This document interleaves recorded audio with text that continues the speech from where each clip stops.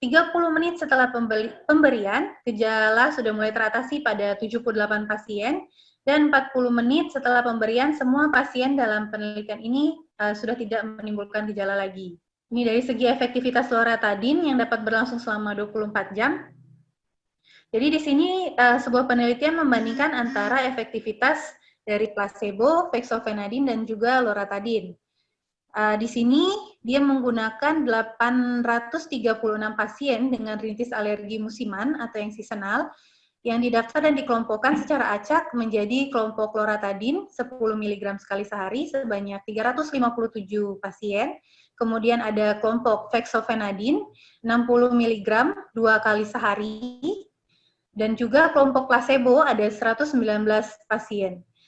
Semua pasien diobati selama 7 hari. Kemudian dicatat perubahannya, dan diketahui bahwa di sini loratadin memiliki efek yang lebih cepat dalam mengurangi gejala rinitis alergi pasien dibandingkan dengan obat lainnya maupun placebo. Selain ada loratadin, saat ini kan sudah dikembangkan juga ada yang namanya desloratadin.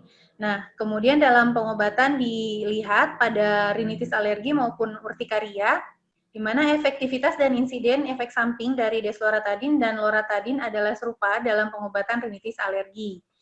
Dan untuk urtikaria, di mana penurunan skor gejala tidak berbeda secara signifikan antara dua kelompok. Tidak ada perbedaan keamanan yang signifikan pada kedua kelompok, baik yang menggunakan loratadin maupun desloratadin.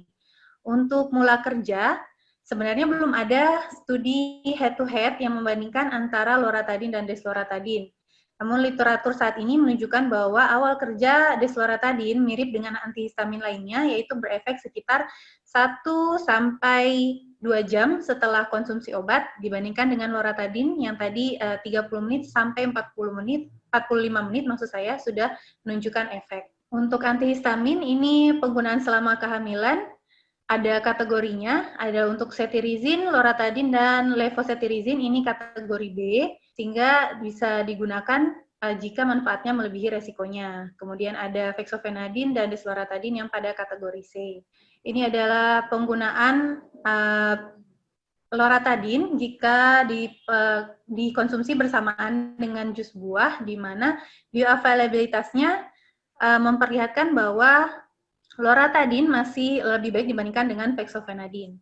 Nah, mengapa dari tadi banyak antihistamin generasi kedua yang lebih dianjurkan? Karena seperti juga tadi sudah dijelaskan oleh Dr. Iwan, di mana antihistamin oral generasi pertama efektif, namun tidak dapat direkomendasikan bila tersedia obat generasi kedua, dikarenakan efek sedatif dan antikolinergiknya.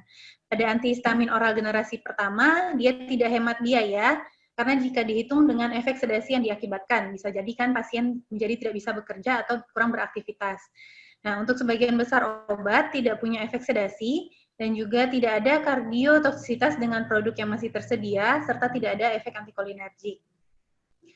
Di sini terkait dengan kriteria pemilihan oral antihistamin, bisa dilihat dari profil pasien, apakah anak-anak atau pasien dewasa aktif yang bekerja, kemudian apakah itu adalah ibu hamil atau ibu menyusui, atau juga pasien lansia, tentu akan berbeda dalam pemilihan obat antihistaminnya.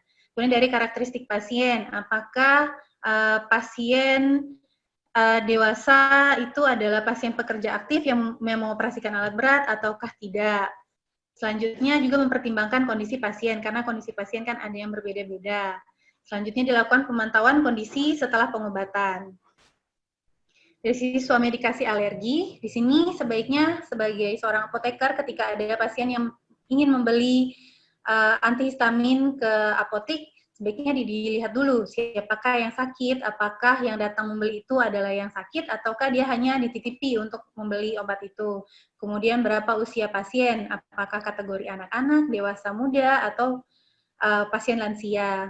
Kemudian apa gejala yang dialami pasien, apakah memang benar itu adalah alergi biasa ataukah seperti sekarang ini itu adalah infeksi virus.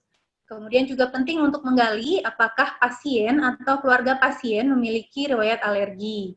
Kemudian berapa lama gejalanya dirasakan, kemudian apa tindakan yang sudah dilakukan. Nah, untuk obat lain, apakah ada yang sudah digunakan atau ada obat yang bersamaan? Karena bisa jadi itu adalah alergi yang diakibatkan oleh penggunaan obat. Nah, selanjutnya kita juga penting untuk memberikan informasi terkait obat-obatan dari indikasi, kontraindikasi, efek samping, cara pemakaian, dosis, waktu pemakaian, lama penggunaan, dan juga cara penyimpanan. Ini adalah manajemen rinitis alergi di komunitas yang saya ambil dari Bosket 2008, di mana dikategorikan dulu gejala rinitis alergi apakah mild, moderate to severe, sampai moderate persisten. Pada mild, itu sebaiknya menggunakan antihistamin oral dulu, atau mild persisten juga sama, menggunakan antihistamin oral. Namun, jika tidak terdapat perubahan atau perbaikan selama 7-15 hari, maka sebaiknya disarankan untuk ke dokter. Sebagai ahli kesehatan di komunitas, nih, apoteker diminta untuk dapat merekomendasikan penggunaan obat yang tepat. Misalnya dengan memahami kurang dari 3 menit lagi, Bu. Rinitis, iya. Pada rinitis dan komorbiditas, kemudian menentukan apakah swamedikasi sudah sesuai, memulai perawatan yang tepat, dan rencana pemantauannya seperti apa, serta untuk mengusulkan tindakan pencegahan yang tepat dan menilai komorbiditas. Sini penggunaan misalnya saja ini penggunaan loratadin pada rinitis alergi, dia sebagai antihistamin generasi kedua dengan resiko efek samping minimal, yaitu tidak menyebabkan ngantuk dan juga tidak mengganggu psikomotorik sehingga aman digunakan oleh pekerja. Dari segi profil keamanan pada ibu hamil di kategori kelas B dan juga diekskresikan pada ASI sangat minimal. Resiko interaksi obat dengan makanan juga minimal. Kemudian loratadin juga cukup digunakan sekali sehari sehingga dapat meningkatkan kepatuhan penggunaan obat pasien. Ini untuk edukasi dan konselingnya. Pertama kan untuk tujuan terapinya adalah meminimalisir gejala alergi dan mencegah kekambuhan alergi. Sehingga penting untuk menghindari alergen penyebab rinitis alergi ini. Seperti juga tadi yang sudah dijelaskan oleh Dr. Ikhwan. Bila tidak diketahui penyebab alergi pasien, ini bisa menggunakan skin test untuk membantu mengidentifikasi alergen sehingga memudahkan pasien untuk menghindari penyebab atau pencetus rinitis alergi. Nah, selain itu juga sebaiknya menggunakan terapi obat yang tepat dan menerapkan pola hidup sehat. Jadi penting untuk mengetahui apakah pasien pilek yang datang kepada kita disebabkan oleh virus atau bukan. Kemudian mungkin saja itu adalah sebuah reaksi alergi. Nah, di sini tadi ada perbedaannya, di mana kalau alergi itu disebabkan oleh alergen, sedangkan untuk virus dan flu itu adalah dari bakteri. Ini sebenarnya saya punya contoh studi kasus.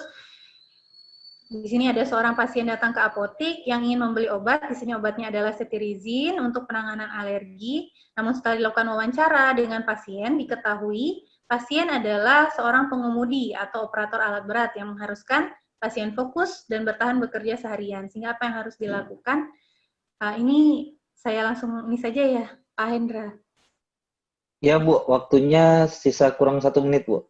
Ya, ini jadi nanti ini sebenarnya untuk pembahasannya, di mana yang harus kita perhatikan adalah efek samping sedasi dari obat cetirizine, kemudian hasil wawancara karena dia adalah operator alat berat ya, jadi membutuhkan fokus sehingga mungkin bisa diidentifikasi terlebih dahulu apakah merupakan pengulangan dari resep dokter, cetirizine ini karena terkategori obat keras, kemudian meminta pasien untuk memperhatikan alergen penyebab alerginya, serta kapan alerginya timbul. Jika tetap menggunakan cetirizine, maka obat ini hanya bisa digunakan pada malam hari agar tidak mengganggu pekerjaan di siang hari.